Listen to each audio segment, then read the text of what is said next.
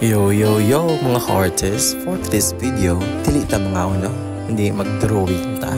So taud-taud na pud mga artists wala ta mag-drawing and murag gibati ko og kakugi karon nga mag-drawing no. So atong tan-awon kung kaya pa ba na ako mag-drawing.